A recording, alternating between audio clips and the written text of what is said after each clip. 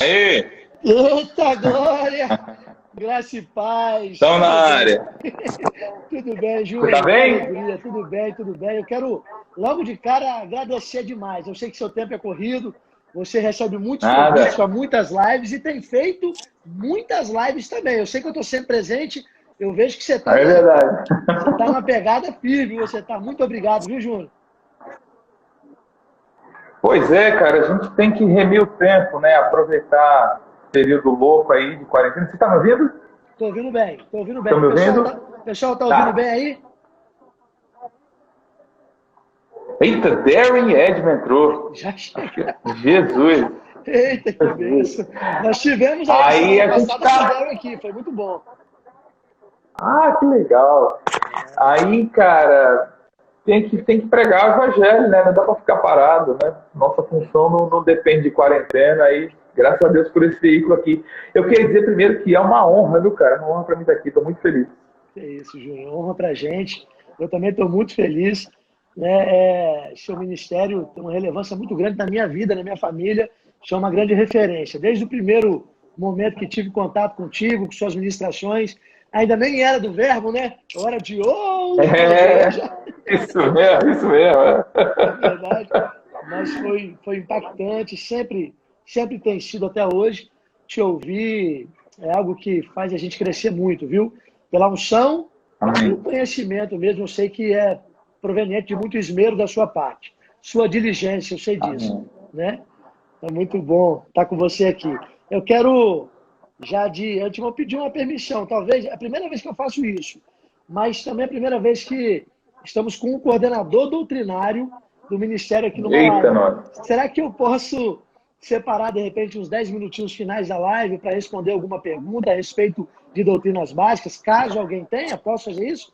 Mas, rapaz, a live é sua. Você pode Ah, fazer o que você é? quiser. Não, eu estou perguntando se eu posso, porque quem vai responder é você. Pode. Não, pode, estamos na área. Eu É, gosto, eu gosto. eu sei que você gosta, eu participo das suas lives e eu sei que nas suas lives você sempre faz isso, não é? É. Inclusive hoje tem uma, né? Tem, daqui a pouco, 9h30, com o pastor Humberto Albuquerque, a última da série que a gente vem fazendo, a série dos pastores. Deixa eu Muito te bom. lançar uma aqui. A partir da semana que vem, a gente vai começar uma outra série, Profetas e Mestres. Olha que loucura. Eita! Vai ser massa. Vai ser, eu estou confirmando o pessoal ainda, mas eu já confirmei com o Manuel Dias e com o Herênio Ramiro. Vai ser poder aqui o Meu negócio. Deus! Que top! Profetas e mestres, hein? Meu Deus, É, vai ser massa. se houver aí, ó, se houver realmente concordância entre os dois, o ministério dos dois flui muito, viu? É uma grande bênção, né? E Antioquia deu certo, não é possível que no Brasil não dê. É isso mesmo, é isso mesmo. Que benção. Então, Júnior, aqui sem mais delongas, eu quero só, se você pudesse apresentar um pouquinho quem é Marco Honório Júnior. Eu te conheço já de um bom tempo, não é? Mas eu sei que você foi pastor no Rio de Janeiro. Enfim, eu queria ouvir essa história da sua boca. Né? Você pode falar para a gente um Vamos pouquinho lá. sua trajetória? Vamos falar. Eu não gosto de falar muito disso, mas vamos lá. Bom, eu sou paulista de nascimento, porque nem tudo é perfeito, né? Mas quando tinha 7 anos, meu pai foi para o Rio de Janeiro, foi para começar uma igreja. Essa igreja se tornou o Verbo da Vida. Então eu cheguei no Rio com 7 anos, passei minha vida toda lá. Conheci minha esposa, Virgínia Salvador. A gente se conheceu com 17 para 18 anos. Casamos com 23.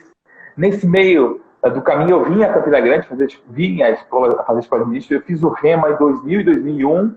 Me formei em 2001, fiz a escola de ministro em 2002. Eu fui da segunda turma aqui em Campinas. Eita!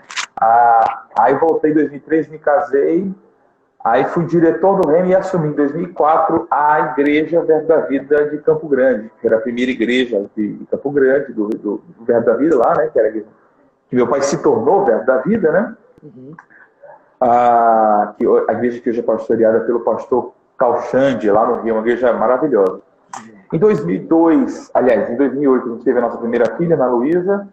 Em 2012, a gente entregou a igreja, percebendo que não tinha mais, graças a Deus, para estar ali. Fomos para Belo Horizonte, passamos 1 ano e meio com o pastor Marcelo, servindo na igreja e também no ministério itinerante. Eu estava lá na Ah, época, encontrava muito foi na época contigo que você lá. foi fazer a escola de ministros lá, você ficou nessa loucura, Vitória e BH, né? Fez Rema fez a escola de ministros junto com Virgínia, Junto né? com Virgínia, exatamente. Isso mesmo. Aí, quando foi maio de 2013, houve uma mudança aqui no Ministério que me convidou para fazer parte da coordenação doutrinária, né? Uhum. Aí pediu só que eu esperasse terminar o ano para chegar aqui em 2014. Então, em janeiro de 2014, a gente chegou aqui. A nota chata é que foi 2 meses depois da partida do Pastor Bud, né? O Pastor Bud foi em novembro, 2 meses depois a gente chegou, tão pertinho e tão longe, né? Isso aí. E aí, desde então, estamos aqui. No ano de 2005, eu assumi a responsabilidade, né, da coordenação doutrinária. E estamos aí, servindo ao Ministério e ao Senhor com muita alegria. Basicamente é isso. Que legal. A coordenação doutrinária, na verdade, eu tenho uma equipe, não é, Júnior? É claro que uma pessoa responde, é você que responde, mas tem uma equipe, não é isso? Eu brinco o seguinte, eu trabalho, eles ganham dinheiro. Alguém tem que trabalhar, né, Júnior? Alguém tem que trabalhar. Não, na verdade são 2 níveis que eu digo, né, a coordenação. Então, são os representantes oficiais doutrinários do Verbo da Vida. Esses são Manuel Dias, Tiago Borba, eu e Marcelo Saraiva. E a gente tem também na coordenação secretários por região de supervisão, né? Então, aí, Vitória, aí na região do Espírito Santo, a gente não tem, estamos buscando em Deus para surgir essa pessoa. Mas junto às outras áreas de supervisão, a gente tem um secretário para a doutrina, que é a pessoa que me ajuda muito. Então, a minha equipe é esse pessoal, mas esses 4 cavaleiros do Apocalipse aí são os representantes do Verbo da Vida para a doutrina. Top, top. Ó, quem sou eu, né, para poder indicar alguém? Mas tem gente na live aí que tem potencial para isso, viu? Olha, eu já ouvi falar muita coisa aí, pessoal. Tá aí o pastor Wellington, o pastor Wanda, enfim, tem uma galera top aí na doutrina aí. Tem eu já ouvi falar de uns nomes desses aí que você falou. É isso aí. Glória a Deus. Mas aqui, e qual é o trabalho? Eu sei, qual é o trabalho? Dá uma pincelada do trabalho dessa comissão doutrinária. Qual é o trabalho, basicamente? Bom, primeira coisa que eu sempre tenho que dizer é que o que ela não é, né? A gente não é polícia do Ministério Verbo da Vida, nem corregedoria, né? Bom demais. O pessoal acha que a gente está na corregedoria. Não, de forma alguma. A gente não fica aqui em Campina escutando pregações e áudios para corrigir, nada disso. A ideia é ser um apoio, né? Um apoio para o Ministério e um apoio para os ministros do Ministério, dar atenção no que precisar. A gente vê isso na igreja primitiva, né? As cartas foram escritas para isso, para a proteção da doutrina. Então, nessa questão de proteção da doutrina, a gente procura ser uma voz, né? A gente vai disponibilizando material, seja nas nossas redes sociais, nos eventos que a gente faz, na interação com as pessoas, os blogs que a gente tem no portal do Verbo da Vida, sendo uma voz, né? Eu prefiro pensar no farol, né? Ao invés da polícia, um farol mesmo. E também a gente produz todo o material textual. Hoje, a vida passa pela nossa responsabilidade, né? Passa a nossa mão. Então, as apostilas do Rema, né? Isso é uma invenção do Rema Brasil, do Rema no Brasil, né? Foi a gente que fez, produziu aquele material. O discipulado das igrejas, a gente preparou agora a matéria dos remas prisionais, tem também as escolas Verbo da Vida, as internacionais, né, que não puderam abrir como rema, então a gente começou a escola Verbo da Vida e a gente preparou esse material também. A gente tem o material, está no forno, em fogo brando, mas está no forno material para noivos, e tem uma série de coisas que a gente produz de apoio para o Verbo da Vida, né? Esse discipulado que todas as igrejas têm foi a gente que preparou também. Que legal, que legal. Então, aí, aproveitar, Pastor Jorge, meu pai, tá aí, Sim. Nossa, ele fez uma live, irmão, deixa eu falar uma coisa. Foi quarta-feira, né, amor? Live top que ele fez. Não é isso? Teve uma live terça, teve uma live quarta. Só tá fazendo live top. E falou sobre paternidade. Pastor Jorge, te amo, viu? Meu pai tá aí. Maravilhoso fazer menção dele aí. Nem vi ele chegando. Você chegou como, pastor? Que eu não te vi, meu Deus. Você entrou como? Não vi você entrando. Mas vamos lá. Agora, Júnior, deixa eu aproveitar esse momento, porque eu estou ávido para receber da sua vida bastante aí. E eu quero indicar um livro para o povo. Aí eu quero que você fale dele. Olha só. Maravilhosa Esperança. uma análise Isso é. cronológica dos eventos dos últimos dias. Autor Marcos Honório Júnior. Eita agora! Júnior, fala um pouquinho do seu livro, se você puder indicar, de repente, algum livro sobre o tema que nós vamos falar hoje. Bom, esse livro está na Separata, né? Ele é sobre ele é basicamente os dois últimos tópicos da matéria, que são Ressurreição dos Mortos e Juízo Eterno. É difícil um livro sobre a matéria toda, talvez até a gente faça um dia, porque é uma matéria que ela é muito abrangente, né? Então você tem livros sobre vários aspectos dela. Esse livro nasceu de um seminário que eu fiz.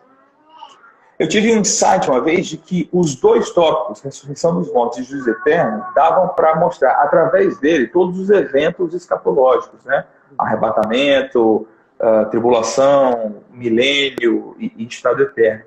Aí eu montei esse seminário, um amigo meu me chamou para dar um seminário de 8 horas em 2 dias, foi uma loucura. Era 2 horas de manhã, 2 horas da tarde, sexta, 2 horas de manhã, 2 horas da tarde no sábado. Aí eu dei esse seminário e nasceu esse livro. E foi bem legal. Aí, cara, ele foi feito em uma semana, bicho, você acredita? Eita, é mesmo? Em uma semana, Quer dizer, peguei os áudios, compilei, aí dei uma arrumada no texto, mandei, eles deram a corrigida louca e a gente imprimiu e tá aí. É um livro muito legal que faz parte da Separata dessa matéria. Foi quando? Foi 2013 que você fez? Não, eu fiz esse livro, acho que foi 2017 ou 2018, cara. Não, 17. 2018 foi o outro. Em 2013 eu lembro de um bate-papo contigo lá na igreja em BH e nós falamos sobre o assunto de você escrever um livro. Aí... Sim, já estava no meu coração há muito tempo fazer. E aí nasceu esse livro aí. Legal, bom demais. Mas vamos lá então, Júnior. Cara, queremos receber da sua vida aí. E aí, vamos lá, doutrinas básicas. E aí? Manda ver. Bom, primeiro eu quero sempre começar, tem um bom tempo que eu não dou essa matéria, mas eu já dei ela 20 vezes, cara. Eu acho que eu dei ela em Vitória, alguma vez, não sei. Tem um texto, Mateus 22, 29, Jesus ele é colocado à prova pelos saduceus, né? Ele vinha sendo muito atacado pelos escribas e fariseus, mas em um momento os saduceus, que era outra seita religiosa, eles vêm atacar Jesus com aquela história sobre a ressurreição. Os saduceus não criam na ressurreição e eles criam uma situação baseada na regra do levirato, que era quando um cara casa com uma mulher e ele morre sem deixar descendência, o irmão dele deve casar com essa mulher para dar um descendente para o irmão morto. Isso é a lei do levirato. E aí ele fala de 7 irmãos que possuíram a mesma mulher. É uma história assim, bem chula, que na cabeça deles provava que não haveria ressurreição, então eles apresentam essa história para Jesus. A resposta de Jesus, ela é maravilhosa. Jesus responde assim no versículo 29. Respondeu-lhe Jesus: errais, não conhecendo as Escrituras nem o poder de Deus. Eu acho que é Lucas ainda registra da seguinte forma: o vosso erro provém de não conhecer nem as Escrituras nem o poder de Deus. Então, eles tinham um erro na crença deles, e esse erro na crença deles, ele acontecia porque eles não conheciam nem as Escrituras e nem o poder de Deus. Hoje a gente vive uma dualidade muito perigosa na igreja, que é a ideia da possibilidade de você ser mais da doutrina ou mais do poder. Veja que não é possível isso é um erro perigoso, por quê? Porque o poder de Deus, em toda a Bíblia, em toda a história do relacionamento de Deus com o homem, o poder de Deus foi dado para comprovar o que Deus disse de antemão.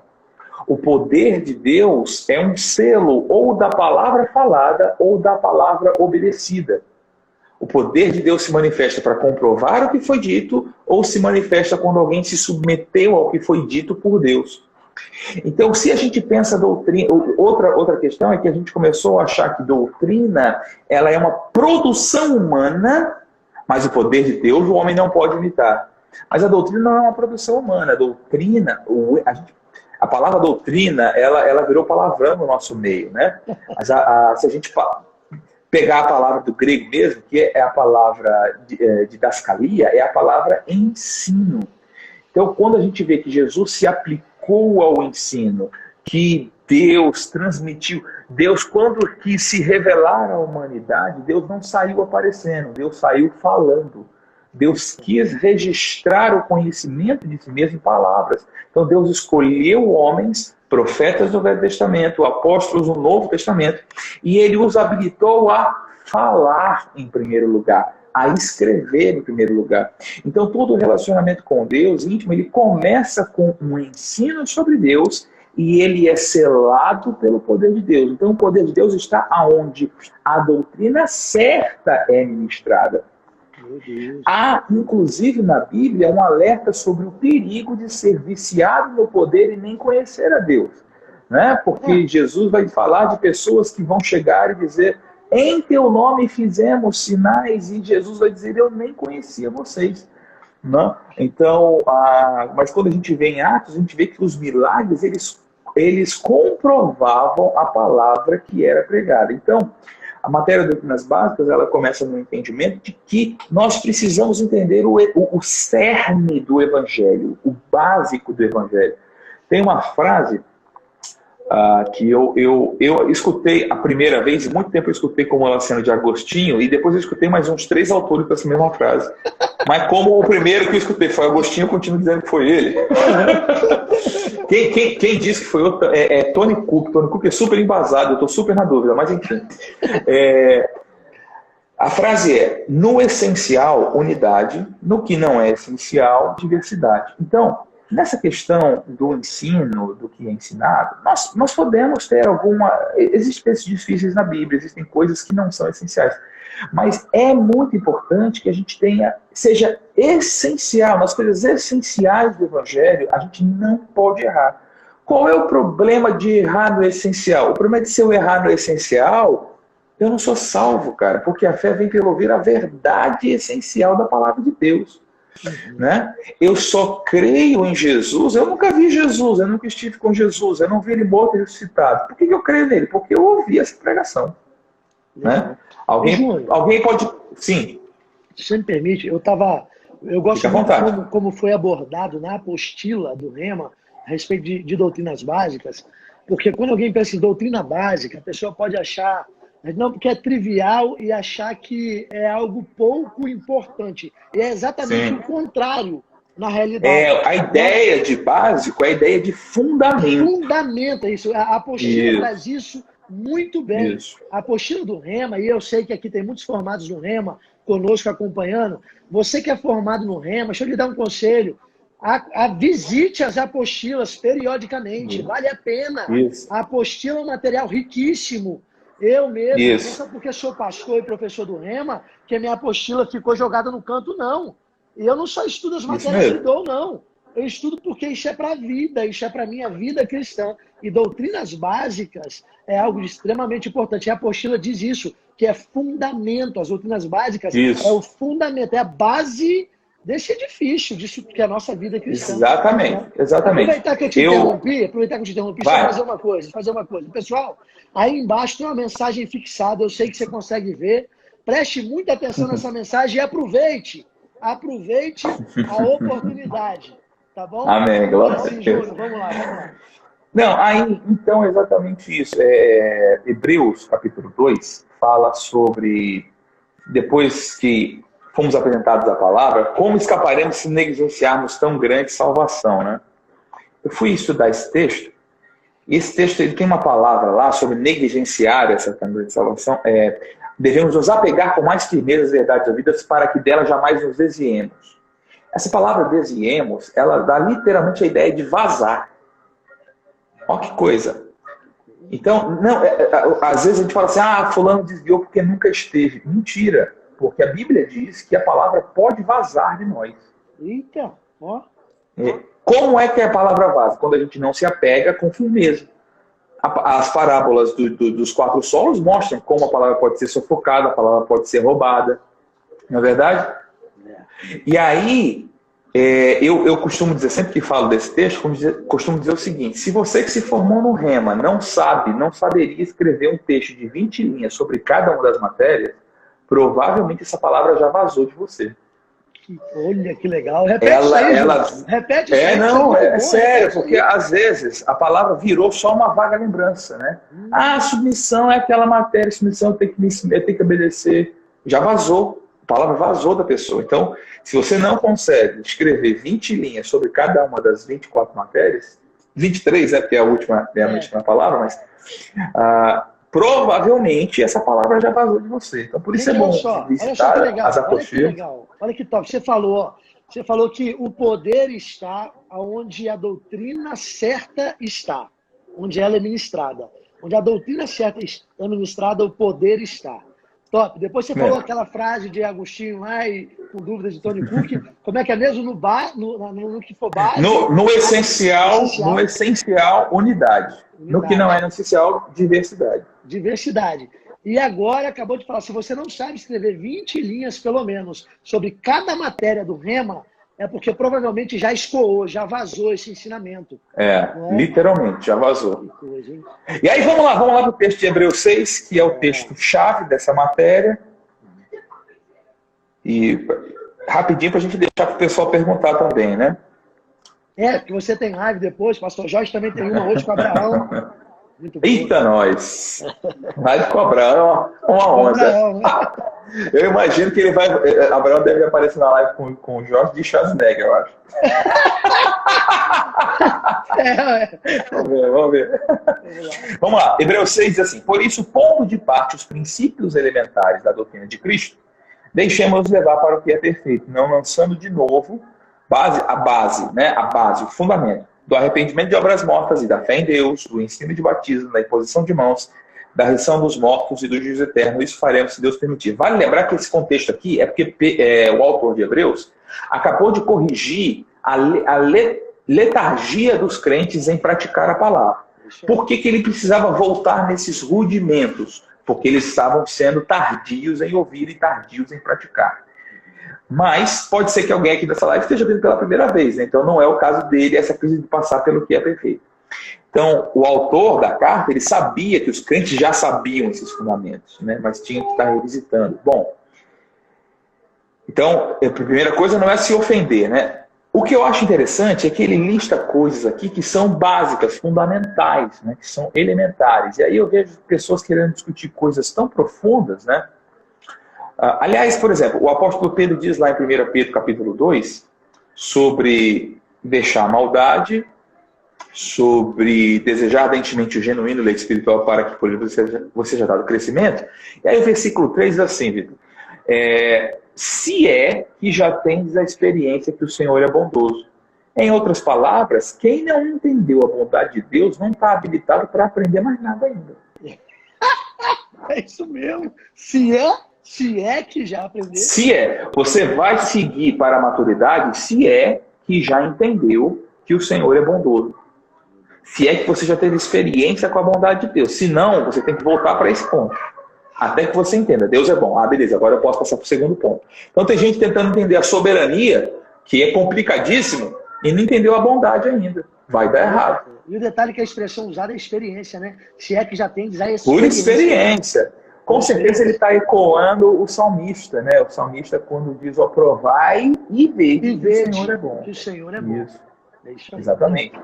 Bom, aí então nós precisamos entender que ele está listando as coisas que são fundamentais do Evangelho. E elas são arrependimento de obras mortas e fé em Deus, ensino de batismo e da imposição de mãos, ressurreição dos mortos e juízo eterno. Aí, ó que loucura! Eu não saí do básico até que eu entendi, por exemplo, ressurreição dos mortos e juízo eterno. E sabe o que eu acho doido? Que os clientes falam assim, eu não entendo essas coisas de escatologia, não. Essas coisas do fim eu não entendo. É básico, fundamental. Né? Fundamental, é. Aí, tem um elemento que muitas vezes passa despercebido do pessoal, nesses 6 elementos. Então, são 6 elementos fundamentais. Veja, a doutrina ela é de Cristo e ela é única, e isso é importante. Não existem, a gente chama de doutrinas básicas, mas talvez o mais correto seriam princípios básicos ou princípios elementares. A doutrina é a doutrina de Cristo. Aqui a palavra não é nem didascalia, é a palavra logos, ou seja, a revelação, o entendimento de Cristo. Ele tem esses elementos. Não são os únicos elementos, isso é importante. Né? Por que no capítulo 5 ele falou que os crentes ele não podia falar assuntos mais profundos? Porque eles não tinham entendido ainda os básicos, era necessário voltar aos básicos. E na vida, no conhecimento natural, é assim também. Né? Eu tenho uma história que eu sempre conto, que a minha filha, quando ela estava nas primeiras classes, né, ela começando a aprender matemática, um dia ela ia ter uma prova de multiplicação, né, de matemática e multiplicação. E aí ela pediu para eu ajudar, aí eu vi que ela estava indo bem, eu comecei a desenhar umas contas de multiplicação para ela, e ela indo muito bem, e eu animado, filha, você vai arrebentar, vai ser um sucesso. Aí ela pegou meu rosto assim, meu papai, o ano que vem eu vou aprender continha de dividir. Papai, é muito difícil.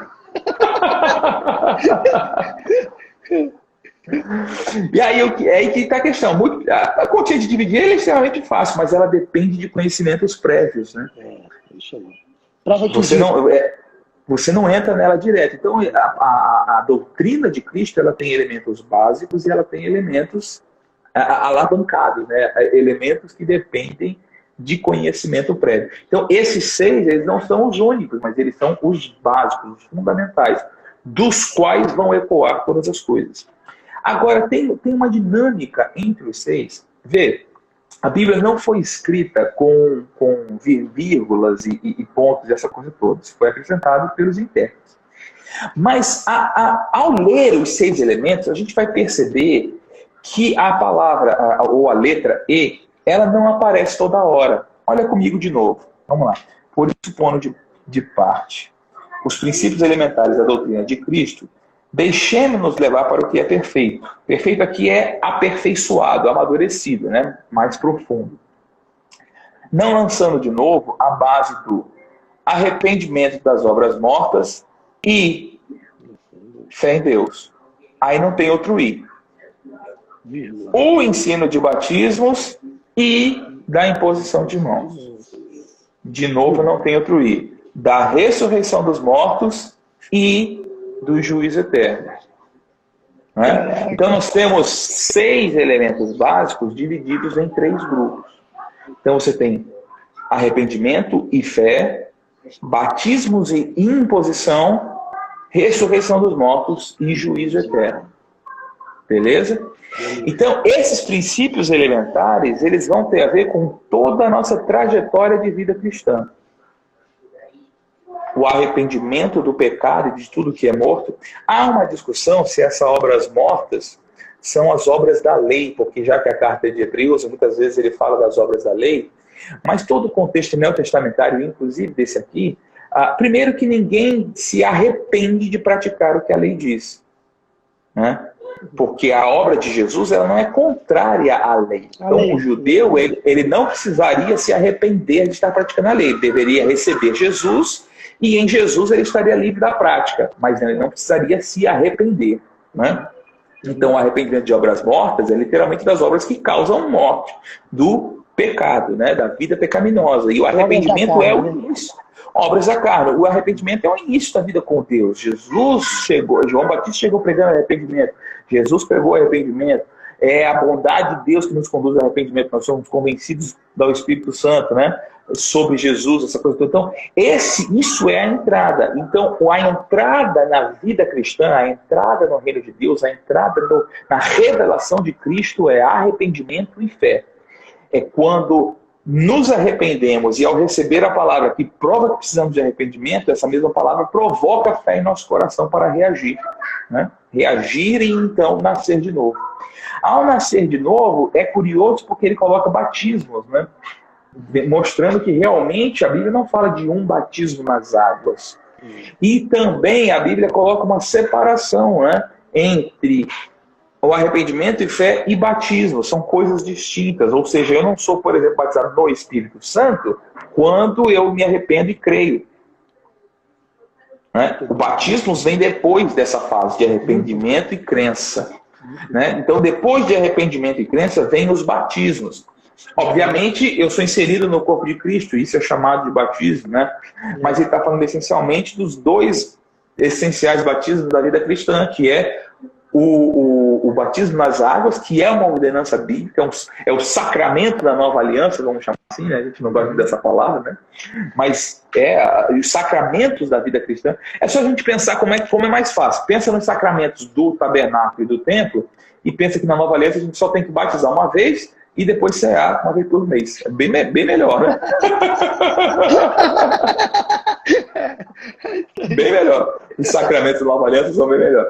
Então, você tem que passar pelo batismo e depois, ou antes, aí a ordem dos fatores não altera, você vai passar pelo batismo com o Espírito Santo aqui. E isso é importante, o batismo ser a segunda fase, porque o batismo no Espírito Santo ele é capacitação para fazer. Né? O novo nascimento e o ser do Espírito Santo é a capacitação para ser. O batismo no Espírito Santo é essa capacitação para fazer. Né? Jesus proíbe os discípulos de fazer qualquer coisa até que eles fossem revestidos de poder. Né? Você não vê na Bíblia ninguém fazendo coisa alguma para Deus sem antes receber a unção para isso. Até os desenhos do tabernáculo a pessoa tinha que ser ungida para fazer. Né? Então o que se faz para Deus se faz na força do Espírito Santo, não na própria força, né? Nem por força, nem por poder, mas pelo meu Espírito, diz o Senhor. Então seja lá o que for que eu faço para Deus, eu tenho que ser ungido pelo Espírito para fazer. E aí vem a imposição de mãos. Eu sempre fico perguntando, por que cargas d'água, imposição de mãos está nessa porcaria de doutrinas básicas? Para mim, a minha lógica é, imposição de mãos deveria ser uma doutrina quase periférica, é um detalhe. Mas não é, o que ele está falando é dessa prática ministerial. Né? A imposição de mãos para cura, a oração pelos que sofrem, a vida, o contato com os irmãos, isso é daquele que já saiu da primeira infância. Não é mesmo? E o detalhe que imposição de mãos já existia até no Velho Testamento, né? Sim, está na Bíblia toda, exatamente. Tá? Sempre esteve. Então, a imposição de mãos tem a ver com as etapas do nosso ministério, elas acontecem por imposição de mãos, o reconhecimento da igreja, a autorização da igreja, né? A oração para cura, a oração por sofrimento, a oração para a pessoa. São Paulo fala de dons transmitidos pela imposição de mãos, né? Os dons do Espírito, ministrar batismo no Espírito Santo para outras pessoas. Então isso fala quando o cara já saiu da primeira infância e ele está começando a caminhar a vida cristã. Isso passa por batismos e a interação de uns e outros que acontece com a imposição de mãos. E o futuro de todo crente é a ressurreição dos mortos. Essa é a nossa real esperança. A esperança do crente não é morrer e ir para o céu. Inclusive, quem morre e vai para o céu vai aguardar a ressurreição, porque Deus nos criou o espírito, alma e corpo. Deus não nos criou no corpo para a gente se livrar do corpo um dia. Isso é uma mente grega, isso é um pensamento grego, estoico.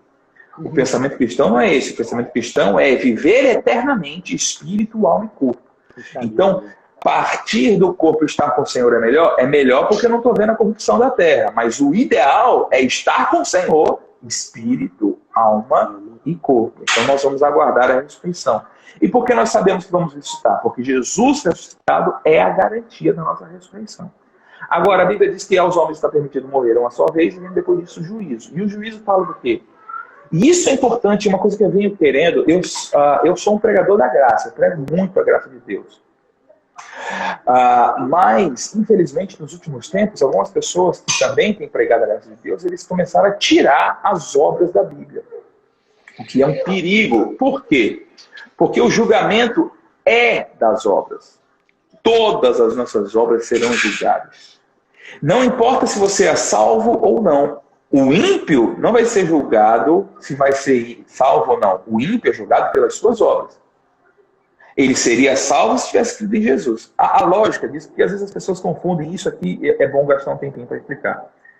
O pessoal tem aquela mente, depois daquele livro O Inferno de Dante, o pessoal acha que a gente vai chegar no céu, e aí São Pedro está com a lista, e ele vai procurar nosso nome na lista. Se ele não achar, volta ou vai para o inferno. Isso não existe. São Pedro é o diácono que vai estar escalado? Exatamente. Isso não existe. Quem está em Cristo está salvo. É impossível estar em Cristo e não ser salvo. Você está dizendo que não se perde salvação? De jeito nenhum. Esse capítulo aqui é o capítulo que prova que perde. Mas em Cristo é impossível. Eu tenho que sair de Cristo. Se perder a salvação, não está mais em Cristo. Eu não estou mais em Cristo, exatamente. Mas uma vez em Cristo, eu estou salvo. A figura que a gente tem que estar é importante o seguinte. Às vezes a gente acha que as pessoas acham até um pouco injusto, né? Ah, fulano, só porque não aceitou Jesus foi para o céu. Acho que não é isso. O lance é que Jesus, ele não está na porta do céu impedindo as pessoas de entrar. Não é isso. O lance é que está todo mundo indo para o inferno. E Jesus é a solução que Deus deu para evitar que as pessoas entrem. Muito top isso, exatamente. Entendeu? Está todo mundo indo para o inferno. Então Jesus é a solução para não cair lá, que é o destino de todo mundo. Então, uma vez em Cristo, eu não vou para o inferno, eu vou para o céu. Agora, indo para o céu em Cristo, eu vou ser julgado pelas minhas obras. Eu não vou para o céu pelas minhas obras. Eu vou para o céu porque eu estou em Cristo. Amém. Mas eu vou receber galardão ou repreensão pelas minhas obras. E o que foi para o inferno? Ele foi para o inferno porque não aceitou Jesus? Não, ele foi para o inferno porque ele pecou. Mas ele também vai receber de acordo com as suas obras. Olha que loucura. Jesus disse, ai de ti, Betsaida, ai de ti, Corazim. Porque se em Tiro e Sidom tivessem sido feitas as obras que foram feitas em nosso meio, há muito elas teriam se arrependido. Eu vos digo que haverá menor rigor no juízo para Tiro e Sidom do que para Betsaida. Tiro e Sidom não seriam salvas. Eram cidades extremamente pecadoras. A ideia não é de pessoas salvas, a ideia é de pessoas pecadoras que iriam para o inferno, mas ainda assim passariam pelo juízo e teriam menor rigor do que Betsaida. Depois ele compara Cafarnaum com Sodoma e Gomorra. E diz que vai ter menos rigor para Sodoma e Gomorra, e ninguém pode imaginar que o povo de Sodoma e Gomorra está salvo. Não é verdade? Claro. Mas vai ter menos rigor para Sodoma e Gomorra do que para Cafarnaum. E Jesus também fala sobre a presente geração, que a rainha de Sabá, no juízo, as obras dela, não está dizendo que a rainha de Sabá está salva, né? Mas ela vai condenar aquela geração que rejeitou Jesus, porque ela, mesmo não tendo aliança com Deus, honrou a vida de Salomão. Eles estavam negando alguém que era maior do que Salomão. Então, além de não salvos, a obra deles era pior do que a obra da rainha de Sabá. E isso é importante, porque o pessoal, isso é besteira, eu não quero ser salvo. Quando o cara fala assim, não, eu não quero galardão, eu quero ser salvo, eu estou dizendo assim, eu vou desobedecer mesmo. Porque você é um crente carnal mesmo, e eu não quero saber o que Deus tem para mim. Né? Beleza, vai achando que não vai enfrentar um juízo. Vai ser julgado pelas obras. Nós seremos julgados pelas obras. Né? Eu gosto muito daquela ideia do Bema, né? Isso. O Bema... e aí é importante, né? E aí a gente entra mais na área de escatologia. Como você tem fases na ressurreição, você também tem fases no julgamento. O julgamento não é um só. Né? Você tem o julgamento de Cristo, que ele foi coroado como um nome que está acima de todo nome. Não é que Jesus chegou lá e abriu um processo formal contra Jesus, não. Não, ele chegou lá e foi coroado como rei e o nome acima de todo nome. Então esse galardão recebido por Cristo é um processo de julgamento. Ou seja, as obras dele levaram a essa coroação. Depois nós temos o arrebatamento da igreja. E a igreja vai passar por esse bema, que é o tribunal de Cristo, onde nós vamos receber segundo o bem. Veja que não fala de salvação, mas receber segundo o bem ou o mal que tivermos feito através do nosso corpo. 2 Coríntios 5,10. Obras, totalmente, sempre obras. Julgamento. Jesus fala assim, eis que venho sem demora e na minha mão está o galardão que hei de retribuir segundo as obras de cada um. Sempre obras. Aí depois disso você tem, quando Jesus retorna à terra, juntamente com a igreja, a ressurreição dos mártires da tribulação e os tronos nos quais se assentam para julgar. Tudo indica que a igreja se assenta para julgar. Né? Os 12 apóstolos vão julgar as 12 tribos. Né? E aí eles são galardoados de acordo com as suas obras. Né? E aí entra o reino de Cristo, e ao final do reino de Cristo você tem o julgamento dos ímpios, que vão ressuscitar e receber julgamento de acordo com as suas obras. Vão ser todo mundo lançado no lago de fogo. Mas o sofrimento nesse ambiente é de acordo com as suas obras. Com as obras. Isso aí. Porque existe diferença de maldade, né? Existe diferença de ódio, existe diferença, né? De tanta coisa, né, cara? Então, devo admitir que eu nunca tinha pensado a respeito do julgamento deles. Nunca tinha dos pensado ímpios, sobre né? isso. Dos ímpios. Nunca tinha pensado. Né? Mas realmente faz todo sentido. Mas vai lá. Aliás, bem, enfim. Não, já estamos no final. Vamos para a segunda. Deixa eu aproveitar aqui então, Lupinho. Então, pessoal, nós temos pouco tempo. Eu quero que vocês coloquem aí pergunta, caso tenham pergunta. Peço ajuda aqui do corpo diaconal meu aqui, Roberta, minha esposa, e Ana Carolina, minha filha primogênita. Ei, beijo para elas aí. Beijo para elas. Saudade. Se puder, fica atento às perguntas, ok? Beleza? Amém? As meninas devem estar enormes já, né? Tão grande, Júnior, tão grande. Aliás, a tua mais velha já era imensa, né? Quando era pequena, ela era imensa. Imagina agora. Me puxou, né? Eu sou grandão, então puxou ela, que sou eu, né? Então, bem grandão. Enorme. Enorme. Pastor Jorge, caiu a conexão aí, pastor? O que está acontecendo? Tá rindo? Vamos lá. Pessoal, façam perguntas aí. Júnior, em relação aos batismos, tem gente que quem fez o Rema sabe, mas no Rema nós abordamos muito os três batismos. Batismo em Cristo, batismo nas águas, o batismo do Espírito Santo. De repente, discorrer um pouquinho sobre isso, só que é interessante entender que não só existem esses três batismos, né? Não. A Bíblia fala do batismo de João, que era batismo para preparação, é diferente do que se faz nas águas hoje. Não é porque é nas águas que é a mesma coisa. João realizava batismo para aquele que viria. Nós estamos celebrando aquele que já veio e que nós já cremos, né? É um batismo diferente, que aponta para coisas diferentes. A Bíblia mostra que esse juízo que enfrentaremos depois de ressuscitados também chama de batismo, né? O batismo com fogo, que é uma coisa que o pessoal fica um pouco assustado, né? Não é que ser batizado do Espírito Santo não tem a ver com fogo. A Bíblia mostra que o fogo é também uma figura do Espírito Santo. Mas na Bíblia você tem mais fogo para juízo do que para qualquer outra coisa, né?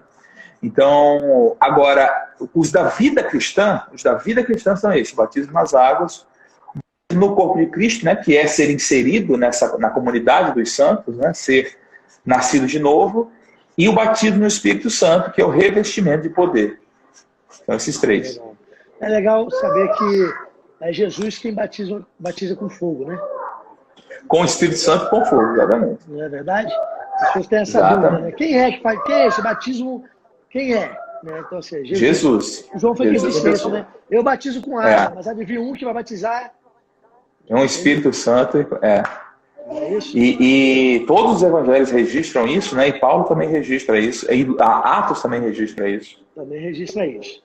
Né? Isso. Vamos lá. Pessoal, alguém tem alguma pergunta? A hora é agora, hein? O coordenador doutrinário está presente, hein? Vamos lá. Depois que na igreja, quando acaba os cultos, fica tudo me perguntando. Deixa eu aproveitar aqui enquanto as perguntas estão chegando. Mandar um beijão, pessoal de Madrid, né? Pastor Jaime, meu Deus, que alegria ter vocês aqui, viu? Uma bênção, a Gil, muito bom ter vocês aqui. Pastor Júdice Calado, de Angola. Júdice, abraço grande. Aí foi, amor. Chegou pergunta aqui embaixo, calma aí, vamos lá. Bora. Eita, tem pergunta aqui já. Silvinha perguntou: quem não foi batizado pelo Espírito não está apto para serviço no reino? É uma pergunta difícil, né? Pode parecer preconceituosa, mas a resposta é sim.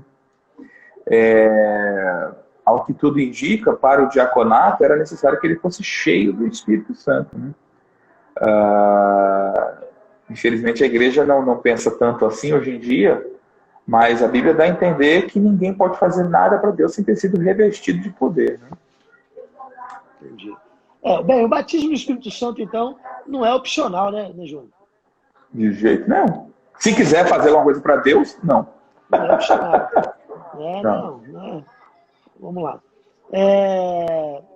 Fernanda mandou aqui agora. Boa noite. No tempo da tribulação, a igreja já vai ter sido arrebatada? Eita. Eu creio que sim. Eu creio no arrebatamento pré-tribulacionista, né? Ou seja, a igreja vai se encontrar com Cristo antes da tribulação. E eu creio nisso por vários motivos. O principal delas é que a revelação é a revelação. A tribulação é a revelação da ira de Deus. Em toda a Bíblia, Deus saca o justo antes de derramar sua ira. Por que na pior de todas a gente vai estar aqui? Não faz sentido. Exatamente. Antes de eu ler a outra pergunta, deixa eu aproveitar e fazer aqui uma propaganda. Pessoal, as matrículas do Rema estão abertas. Estão abertas, isso mesmo. Eu quero incentivar você. Se você não fez o Rema ainda e ainda não é um aluno do Rema, eu quero lhe incentivar a fazer a matrícula do Rema. Ok? Nada mudou, as aulas estão bombando, os alunos estão recebendo muito e você não pode ficar de fora. Faça a sua matrícula, procure uma unidade, ok? Entre em contato com o Ministério, você pode entrar no site, procurar saber, você vai ser muito bem instruído, mas faça o Rema. Tempo de preparação não é tempo perdido. Amém? Isso mesmo. Vamos lá, mais uma aqui. Você sabe, Vitor, que eu gravei 2 matérias, né, para essa fase que foi em vídeo. E eu nunca recebi tanto feedback positivo. Eu acho que eu ensino melhor no vídeo do que...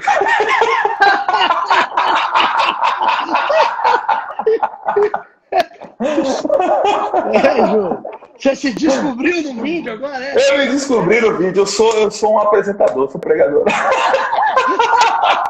Eu sou um apresentador. Não, você me deu aula, você me deu doutrinas básicas, você me deu Ministério Prático, foi muito bom. Ministério Prático. Você me deu Ministério Prático, foi muito... Doutrinas básicas, e meu professor está aqui também, pastor Jorge. Ele me deu doutrinas básicas. Eita! Eu acho que eu dei pro Jorge. Não, pro Jorge eu não dei doutrinas, pro Jorge eu dei, acho que foi escatologia. Meu Deus. Foi escatologia. Vamos lá. Olha só, tem aqui a Nicole Peters, ela perguntou: é possível ministrar milagres sem o batismo no Espírito Santo? É estranho, né? Toda teologia bíblica, eu sei que a gente não vai estar falando teologia, mas toda a doutrina bíblica, ela vai associar o milagre à atuação do Espírito Santo, ao revestimento de poder, essa capacitação do Espírito Santo sobre. E é interessante que no Velho Testamento não chama de batismo, mas todo aquele que operou milagres no Velho Testamento é dito que ele tinha o Espírito sobre ele, né? Era cheio do Espírito. As expressões falam do Espírito Santo capacitando para fazer, né? E na Bíblia é mostrado muito fortemente isso. É só olhar a vida dos apóstolos antes e depois do batismo do Espírito Santo. Então eu acredito que sim. Agora, Deus é soberano, ele pode fazer qualquer coisa que ele quiser.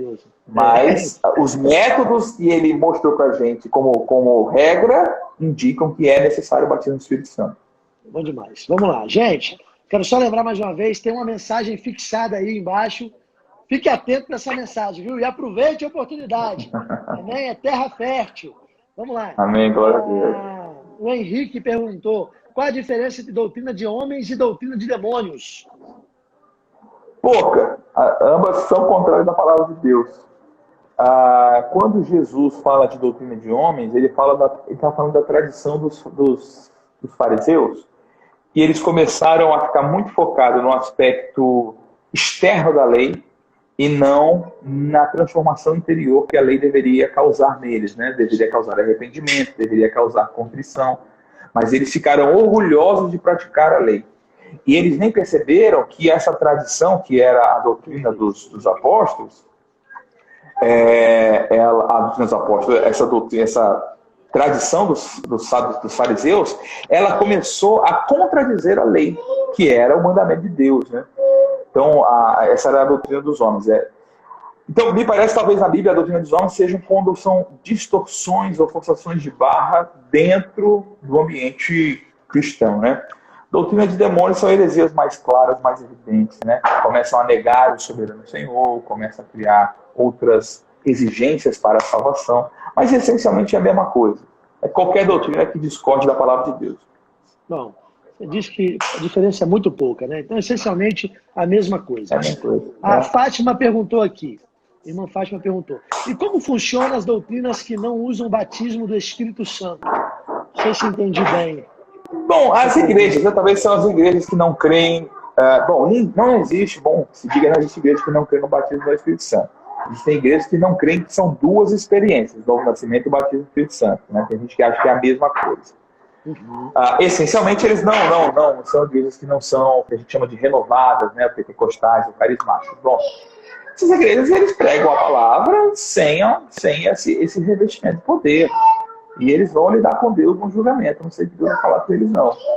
Eu gostei de uma frase, uma vez eu ouvi você falando, vai ter gente que vai chegar no céu e vai falar bem assim, vai ficar impressionado, vai falar assim, isso aí eu já vivia, lá embaixo. Mas vai ter gente que vai chegar e vai falar bem assim, isso tudo estava disponível para mim o tempo todo, porque ninguém me falou. Lembra que você disse isso uma vez? Isso. Não, eu acredito mesmo que muitos castelos teológicos vão se descobrir muito ridículos lá em cima. É isso aí. Penso assim, foi isso que eu pensei. Vamos lá.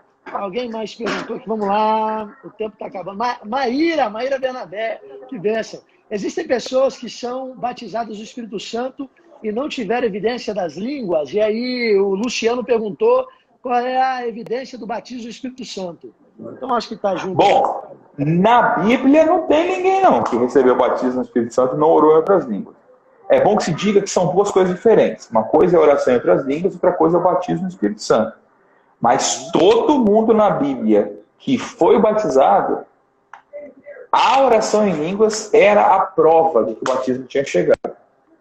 Então, o batismo ele é mais do que línguas. Mas parece que a evidência de que ele chegou, a Bíblia mostra que a evidência de que ele chegou é a oração em outras línguas. Então eu não acredito que eu fui batizado, mas não falei em línguas. Opa, estranho. Na Bíblia, todo mundo que foi falou. É estranho. Bom, vamos lá. Gente. Júnior, não sei como é que tá a sua situação que você vai ter live agorinha. Você pode dar mais 10 minutinhos do seu tempo? Rapaz, tem que ser só 10 mesmo, porque eu vou me preparar para a próxima live. E então, como você, eu tô com crianças em casa, você sabe que é isso. Vamos lá. Então vamos lá. Isso aqui eu já falei, então... Mateus 24, 40 e 41. Se refere a qual evento?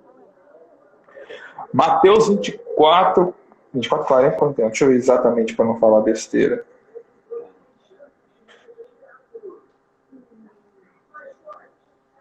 A Cris Rocha mandou uma pergunta aqui também, mas está grande, eu não consigo ler tudo. Sim. É quando fala de 2 estarão no campo, um será tomado e outro deixado. Existe um debate grande aí. É um daqueles assuntos não essenciais que existe em diversidade. Na minha opinião, ele está falando do arrebatamento. Até hoje, ninguém me convenceu que não. Tem até pessoas que creem no arrebatamento pré-tribulacionista que não acham, né? E eu acho sadio ter, às vezes, esse debate em coisas não essenciais. Mas, para mim, ele está falando literalmente dos que serão tomados para estar com o Senhor. Entendi. Pessoal, não vou poder perguntar todas, quero fechar com essa daqui. Eu tenho mais um monte de perguntas, mas essa daqui diz assim: o mundo verá o momento do arrebatamento?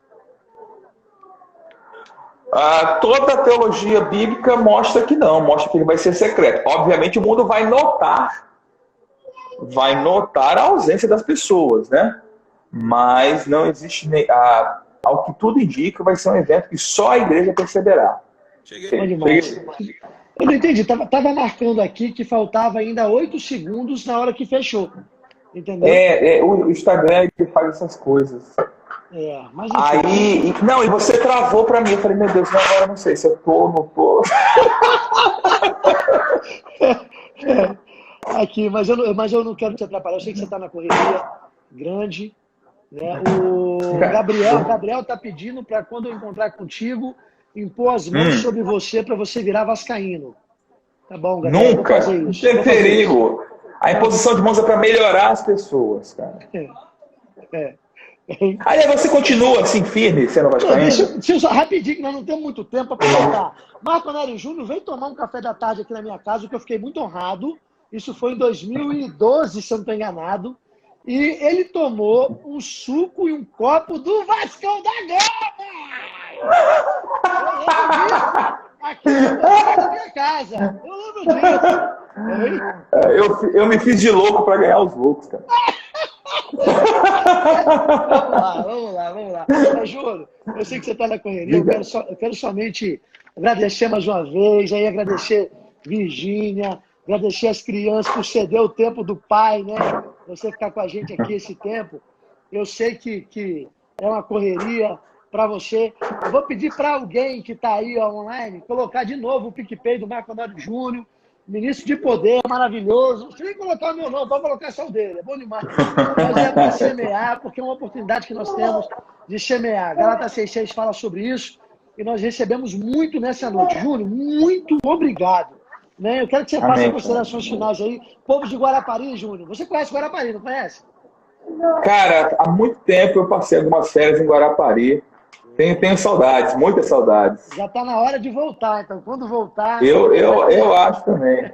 Vai ter um povo afogueado, aguardando você, uma igreja muito bonita, linda, um povo, sabe, maravilhoso, que está avançando na doutrina, sendo embasado aí, recebendo a palavra, e você é referência para a gente também, nosso coordenador doutrinário, né, afinal de contas. E é uma igreja muito, muito linda que está crescendo, um povo maravilhoso está presente aí, e é muito honroso para a gente ter você presente, viu, Júnior? Se quiser usar o último tempinho aí para poder apenas fazer considerações finais. Pastor Jorge voltou de novo. Beijão. Pode falar aí. Bom, Vitão, cara, eu quero agradecer. Muito obrigado. Obrigado por essa oportunidade, né, de falar a palavra. Perdão aí pelos barulhos aqui, mas está difícil controlar.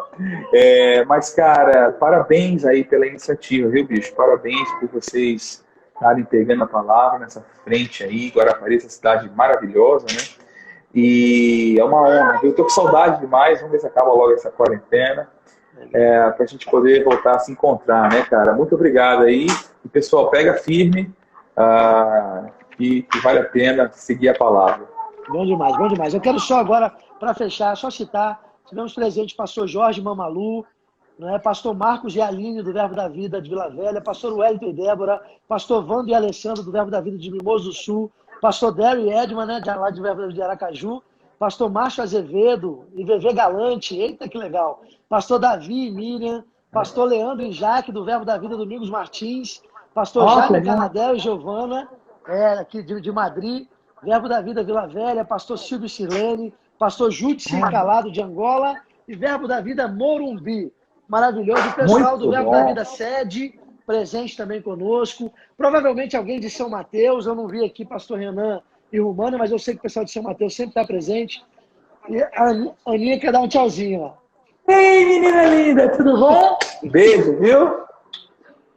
E cá, amor, também só para despedir, Júnior. Bom demais. Ô, minha querida, você tá bem? Bom te ver, viu? Bom demais. Júnior, beijão, foi maravilhoso. Dá um beijão na Virgínia e todo mundo aí, tá bom? Valeu. Valeu, meu amigo. Obrigado, cara. Obrigado você. Tchau, valeu. Tchau, tchau.